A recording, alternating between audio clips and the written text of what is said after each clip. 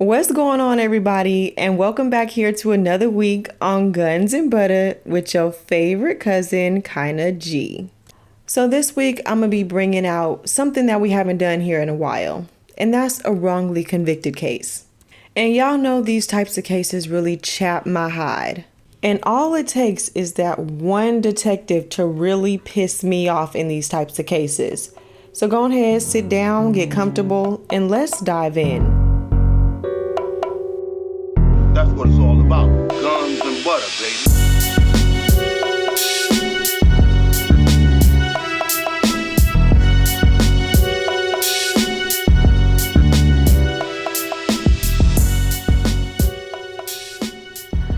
All right, y'all. So this week at the dinner table, I'm going to be taking y'all all the way back to good old 1994. So it's 9 p.m. on October 30th in St. Louis, Missouri. And a man by the name of Marcus Boyd was sitting on his front porch talking to his good friend by the name of Greg Elking. And as the two of them are sitting there chopping it up, they were approached by two masked gunmen. The two men run up to Marcus and Greg, and they start demanding Marcus get off the porch. Then the two men grab Marcus, they rough him up, and before Greg and Marcus knew what was coming next, the two masked gunmen start firing off shots at Marcus. Then they take off running, and so did Greg. Now, this whole time, Marcus's girlfriend, Leslie Williams, is upstairs. So she calls 911 at 9:07 p.m. When the paramedics arrive, Marcus was rushed to the local hospital where he was pronounced dead at 9:55 p.m. So the very next day, when detectives began their investigating, they wanted to start off by talking to Leslie. Now, being that she was upstairs in the apartment with their daughter when the shooting happened, they figured she was their best witness. So they wanted to know if she heard anything, she saw anything suspicious, or maybe she even got a good look at one of the shooters. So Leslie tells the detectives that a man named Greg was sitting on the front porch when Marcus was shot. And when asked if she knew who could have done this, she named a man named Lamar Johnson, a longtime friend of Marcus who she believed had recently had a falling out with him. So the lead detective on this case, Detective Nickerson, writes in his report that Marcus's girlfriend believed that Lamar Johnson could have done this, and that Marcus and Lamar had recently been into an argument about some missing drugs and stolen money. However, Leslie would later state in a pretrial deposition that although Marcus and Lamar were no longer cool, she couldn't think of any reason why Lamar would kill Marcus. And this guy, Lamar Johnson, who was just named, well, he grew up in St. Louis, Missouri, and in 1994, he was only 20 years old and the father of two. He had a job at Jiffy Lube while he was attending community college in St. Louis, but he had two mouths to feed, so that job at Jiffy Lube just wasn't going to cut it. So in order to earn a little bit of extra money, he had himself a little side hustle, selling a little bit of crack, nothing too crazy. Now, y'all, this tiny little bit of information about Lamar was just so important, and it stuck out like a sore thumb to the investigators because Marcus, he also sold a little bit of crack. And Marcus knew Greg because they worked together at a printing company.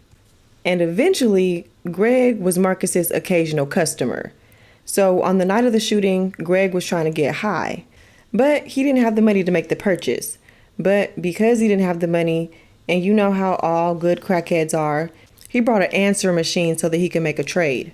But Marcus wasn't trying to make the sale, and according to Greg, Marcus told Greg that they both had to go to work in the morning, so doing drugs just wasn't a good idea. So for a while, the two of them just sat on the porch and joked and laughed and just kicked it, until all of a sudden, Marcus became very serious, and that was when he was being approached by the two gunmen. So at this point in time, after the detectives learned from Marcus's girlfriend that Greg was a witness to the shooting, they need to talk to him immediately. So they reach out to him, but of course, Greg is scared to come forward. Because for one, he just witnessed his friend get murdered in front of him. And on the other hand, he was the surviving witness, so he didn't want to be labeled a snitch and end up dead next. So in the meantime, Detective Nickerson interviewed several individuals who had bought drugs from both Marcus and Lamar. And according to Nickerson's report, Ed Nagger and Don Bird, who were both customers of Marcus and Lamar. And the both of them both had something to say about this alleged beef between the two of them. But Don says that Marcus had told her that he believed Lamar was following him. However, listen to this because this is important. Both Don and Ed later said in pretrial depositions that Detective Nickerson's report was inaccurate. So, after about 4 days, Greg finally reaches out to the investigators. So when he gets down to the station, he tells Detective Nickerson that 2 gunmen were wearing dark masks over their heads, and the 2 shooters were dark-skinned black men, and that each of them were carrying a gun. He described one as being about 5'9" and the other taller. He did also make it clear that he only saw the eyes of one of the shooters through the mask. But other than that, Greg couldn't provide any additional descriptions. I mean, it was difficult for him to get a good look at the suspects because the shooting was in a dark place, it was 9 o'clock at night, and they were on a dimly lit street.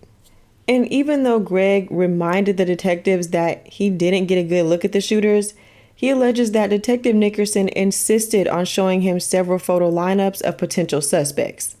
So as they sat there going through numerous photos, Greg did say that one of the men stood out to him because of his eyes. And the photo that he was referring to was a photo of Lamar Johnson. Then, according to Greg, Nickerson asked him to sign the back of the photo to confirm that Greg was identifying Lamar Johnson as one of the suspects. But Greg says he refused to sign it because he didn't want anything to do with it because he couldn't pick out any specific person. However, Greg's refusal to sign didn't really seem to faze the detectives too much.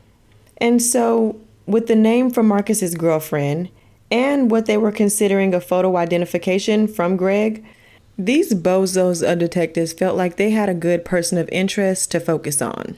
And so that's exactly what they did.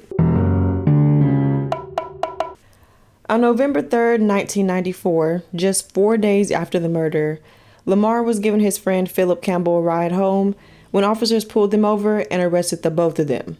When taken back to the police station, Lamar agrees to do a photo lineup. So after arranging Lamar in the lineup, Detective Nickerson brings in Greg, and he tries to make an ID. Now in this lineup, Lamar is in the 3rd position. So Greg views this lineup 2 times, and both of those times he doesn't make an ID. But on the 3rd viewing, Greg just so happens to make an ID. However, he identified the person in the 4th position who was only a filler from jail and not considered one of the suspects. So again, Greg was asked to look at the lineup and make an ID. This time, they had him view a different lineup. And Lamar Johnson wasn't in this lineup, but the other suspect, Philip Campbell, was in the 4th position. But again, Greg was unable to make an ID. So at this point, Greg says that after he struggled to make an ID with the lineups, he felt like he was really letting Detective Nickerson down. And according to Greg, he tells Detective Nickerson, look, tell me what numbers they are, and I'll tell you if they're correct. And he says, Detective Nickerson said 3 and 4. So Greg says, you're right, it's 3 and 4. Now let's just make a quick note that, of course, Detective Nickerson denies these claims. He says, I went where the facts, evidence, and circumstances took me, so this was considered an accurate identification of the suspects. So with this, Marcus Johnson and Philip Campbell were now being accused of killing Marcus Boyd. And Dwight Warren, who was the original prosecutor in this case, says at the time he pressed Greg on the ID of Lamar, and he did confirm that he was telling the truth. So he went through with charging both Lamar and Philip. So at this time, Nickerson decides he wants to interview Lamar about the murder. But Lamar denies any involvement in the shooting. He tells Nickerson that he was with his girlfriend on Lafayette Ave about 3 miles away from Marcus's house. He says he took his girlfriend and their baby to one of their friends' houses who lived on the corner of Lafayette Ave, which is where he was selling drugs that night. He says that when he got there, he stepped out for about 5 minutes to make a little drug deal, and then he came right back. And according to Erica Barrow, Lamar's girlfriend, she and their 5-month-old daughter were inside the house when the shooting happened. And Erica claims that Lamar stepped out briefly to make a quick transaction, but she was changing their baby's diaper when he left, and he was back before she even finished cleaning up everything. And it was only a couple minutes after Lamar had returned to his friend's house when he got the call that Marcus had been shot several blocks away from where he had just made this drug deal. And the next day is when he actually found out that Marcus was dead. So with no evidence connecting Lamar to this crime, and he has an alibi, his girlfriend also can confirm this alibi, he should be free to go home, right? No. So after hearing Lamar's side of things, Detective Nickerson stops the interview. So at this time, it's around 8 p.m., the day of Lamar's arrest. And another little raggedy detective by the name of Ralph Campbell arrives for his shift. And he asked Nickerson if he could speak to Lamar about an unrelated matter. And it's important to note that why in the hell did this detective allow this other detective to go in and speak to this man? Leave him alone. Anyways, so Detective Campbell would later write in his report that in this conversation with Lamar made exculpatory statements about Marcus's shooting, saying that, quote, he let the white boy live. The white boy is referring to Greg. And Campbell also notes in his report that in this interview, Lamar refused to allow a recorded statement. So this would only suggest that we would have to take the detective's word for everything that they're saying, being that there's no evidence or actual proof that he said this or that this interview even took place. So on November 4th, Lamar Johnson and Philip Campbell were charged with first-degree murder and armed criminal action. And the very next day, on November 5th, an inmate in the jail named William Mock asked to speak with the homicide detective. So the detective that he ends up speaking with is Detective Ronald Jackson. So William takes his raggedy ass in there and he tells this detective that he heard Lamar confess to the murder to Philip and another man only known as Lamont. And just like Lamar's interview with Detective Campbell, Mock's statement wasn't recorded either. So after Mock gave his statement, he returned to his cell, but he ends up coming back the very next day to speak with Detective Jackson again. And this time, Jackson recorded the interview. And y'all, according to Detective Jackson's report, quote, Mock stated that he overheard Campbell ask Jackson, "You don't think they have enough evidence to convict us, do you?" And Lamar replies by saying, "They don't have a gun. They don't have Tyrell, and they don't have the white boy. As long as the white boy ain't snitching, we're cool. And we gonna take care of that white boy." And also, according to this report, Mock heard Philip ask Lamar, quote, "What if we get Tyrell with the gun and they lean on him? He'll snitch on us about the robbery we did on the south side and the white boy you shot." Now, y'all, really and truly, after going over this part of the case, I don't understand how what this snitch is saying has any relevance to the case at hand. But with that being said, detectives felt like they had enough information to move forward with the case. So they continued on to trial. In July of 1995, Lamar went to trial. And to kick off the trial, they had a detective by the name of Clyde Bailey testify that on August 17th of 1994, he stopped Lamar, he searched his car, and he found a dark mask with a single eye hole, which was introduced into evidence.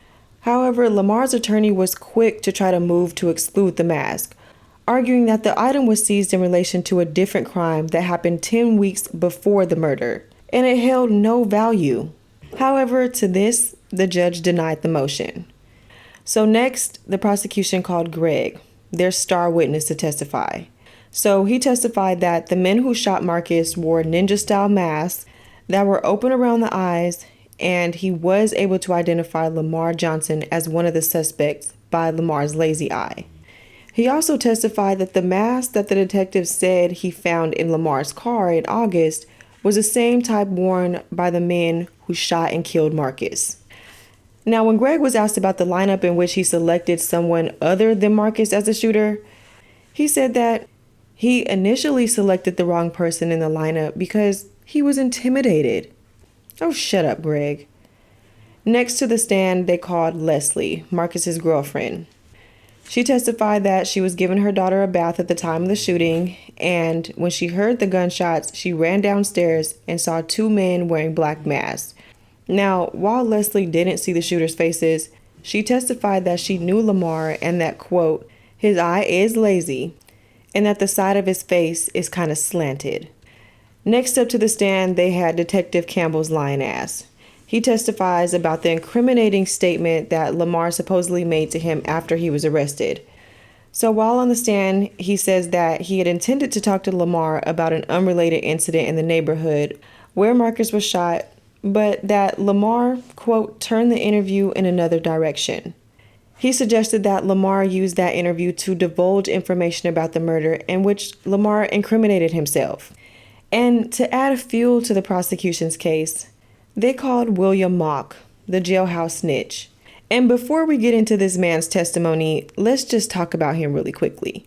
So in June of 1995, just a couple of months before the trial, William was writing to the prosecutors in St. Louis, and he was offering to assist in their case against Lamar. He wrote, quote, "I am willing to testify as long as I do not have to return to the Department of Corrections once I testify. I won't live in protective custody or any situation once I testify." He continues on by saying, quote, "I am positive that this can be worked out for the good of all. I will uphold my end of this situation, as I am positive you will fulfill your obligations to me." So y'all keep that in mind while he's on the stand. So he testifies that he overheard Lamar and Philip in a holding cell talking about the murder. Again, he reiterates what he told the investigators, that they said, quote, "We gonna have to shoot that white boy," referring to Greg. And he also said that he heard a man from a nearby cell who identified himself as Lamar shouting, quote, "They didn't have the gun." Then he continues on by saying that he heard Lamar talking about a robbery and a murder on the south side. However, this is important because the police couldn't find any record of this robbery or murder, so I don't even know what this guy is talking about. But this little snitch continues on by saying that he asked for little in exchange for his testimony. All he wanted was for the prosecutor to write on his behalf to the parole board. But he would only testify if that meant he was a free man. That's not asking for that much, right? Now, given that Mock had a criminal history, this could cast a little bit of doubt on his credibility.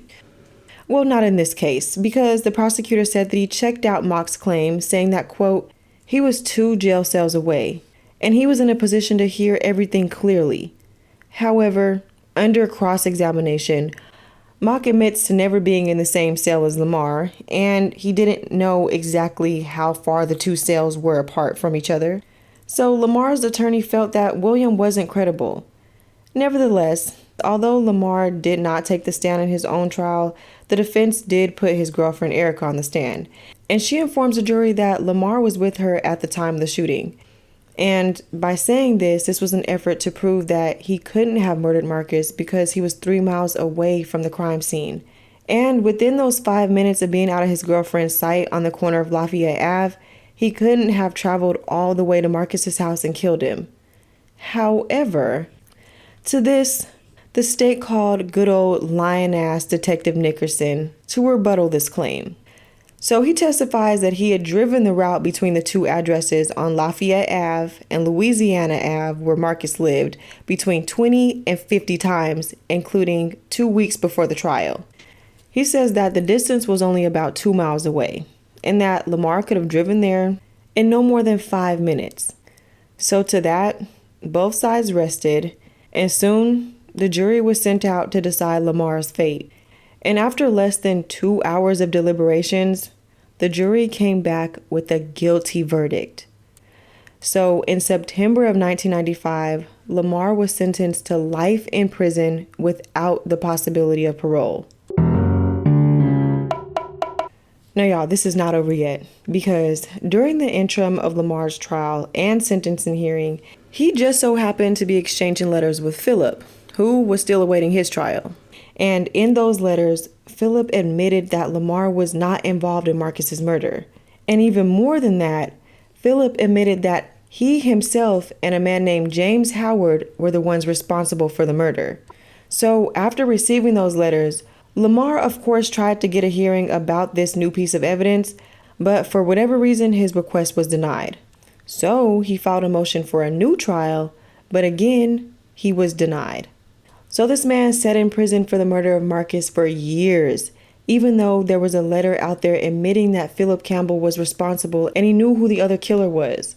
So, years later, the Midwest Innocent Project took Lamar's case, and in their research, they discovered new evidence. So, in 2003, the star witness, little old Greg, who was now sitting in prison for bank robbery, had written a letter to a clergyman admitting that he lied in Lamar's trial. And in this letter, there was even more information that led Lamar's attorneys to question everything in the investigation. So, in this letter, Greg reveals that law enforcement said that they would help him financially and relocate his family.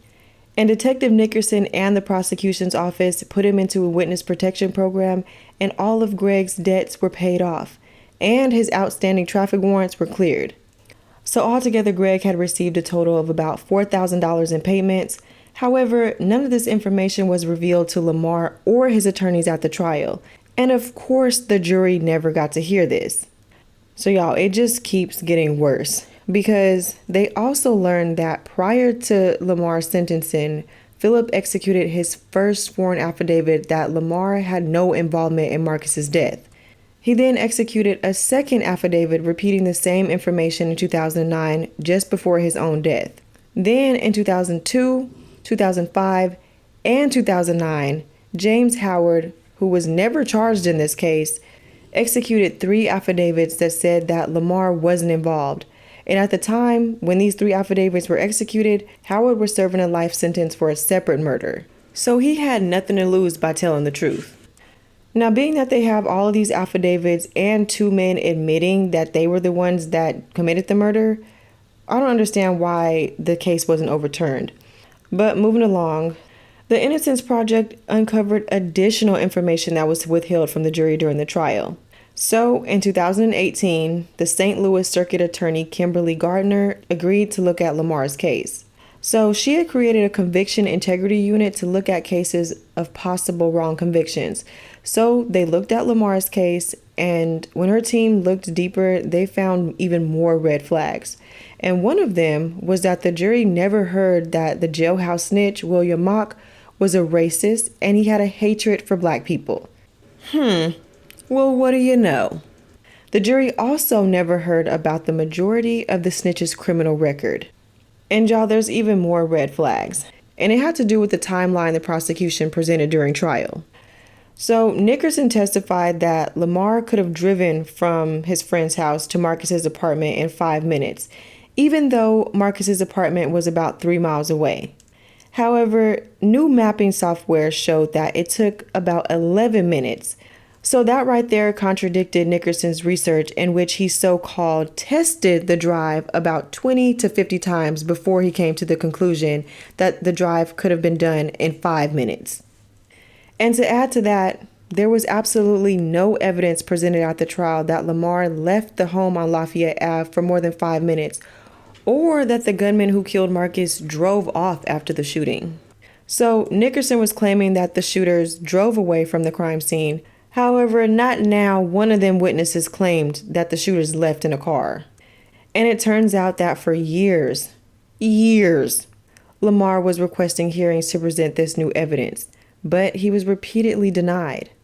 So, with the help of the Innocence Project and the St. Louis Circuit Attorney's Office, Lamar hoped that the judge would finally hear his case and that this new evidence could be presented. Now, even though the circuit attorney was convinced that Lamar was innocent, and even though she did try to get his conviction overturned court after court, including the Missouri Supreme Court, she didn't have the power. But in 2021, good news came, because the Missouri legislature passed a law that gave the circuit court attorneys and other prosecutors the power to bring these cases of innocence to the court. So, a year later, Lamar received the opportunity he had been waiting for 28 long years. He was finally given a new hearing to present this new evidence in his case. So the hearing lasted a week, and it started on December 12th, 2022. And after opening arguments, Lamar's team asked for their first witness, James Howard. And while on the stand, Howard admitted that he was one of the men who shot Marcus. He testified that he and Campbell decided to rob Marcus because Marcus owed one of their friends money. They scuffled, and he and Philip shot and killed Marcus. He was asked if Lamar was there, and he testified that Lamar was not at the scene of the crime. Next person they called to testify was Greg. And on the stand, he admitted that he felt pressured by Detective Nickerson to identify Lamar in the lineup. He says, quote, "I've been living with it 25, 28 years, and I'm telling you, I wish I could change time." So, on day 4 of the hearing, Lamar took the stand, something that he didn't get to do in his trial. And at this time, he finally had the chance to defend himself and assert his innocence. So the prosecution asked him about his conversation with Detective Nickerson a few days after the murder, in which Lamar said he voluntarily participated in the lineup because he didn't think he had anything to lose. He says, quote, "I didn't commit the homicide, so why would I be concerned that I had anything to lose?" After Lamar testified, the state called their first witness, raggedy ass, lying ass, racist ass Detective Nickerson. So, of course, he denied ever pressuring Greg to identify Lamar. He said, quote, "Mr. Elking goes, hey, I know who it is. It's number 3 in the first lineup and number 4 in the second lineup." The state then asked if he told Greg to say that, and he replies, "I didn't tell him to say anything." And if y'all can recall, Greg's identification revolved around Lamar's supposed lazy eye. But Nickerson says in the hearing that nobody ever checked to see whether or not Lamar had this distinguishing feature. In addition, Nickerson said that Greg was unable to make an identification after viewing Lamar's lineup 3 times. However, the jury didn't hear this during the trial. He just got up there and lied his ass off, didn't he? So that was pretty much the end of the hearing, and after about 5 days of testimony, Lamar's freedom was in the judge's hands. He anxiously waited at the St. Louis jail, praying that the judge heard his innocence. Oh my goodness, y'all. So the judge called everyone back into the courtroom on February 14th, Valentine's Day, 2023, and this is about 2 months after the hearing ended. And at this time, the judge finally made a decision. After finding clear and convincing evidence of Lamar's innocence, the judge overturned his conviction. This meant that Lamar Johnson was fully exonerated, and he walked out of that courtroom a free man. He was convicted at 21 years old, and he wasn't freed until he was 49. After being freed outside the courtroom, Lamar says, quote, "I want to thank first off the people who had the information about the case and came forward with the truth. All the people that came out and supported me, this is overwhelming. I just thank everybody. Just thank you." He continues on by saying, quote, "Yes, I was making poor choices then, and I take responsibility for that. But that wasn't the sum of who I was, and that wasn't the sum of who Marcus Boyd was either.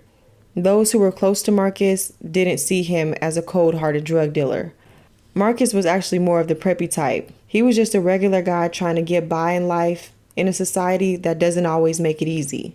Marcus was known as a good guy who was always talking about his baby and his girlfriend, the ones he loved." But y'all, that's the end of this week's case. I always get so irritated by these wrongly convicted cases because detectives like Nickerson and jailhouse snitches like Mock are really out here snatching people's lives away from them based on lies. But y'all, if you like cases like this and you want to hear more like it, or if you just have a case that you want me to cover, feel free to DM me on Instagram at gunsandbuttapod. Make sure you're following me and you leave me a 5-star review on whatever platform you get your podcasts on. That's what it's all And as about. usual, Guns I'll and see y'all butter. back here same place, same time next week.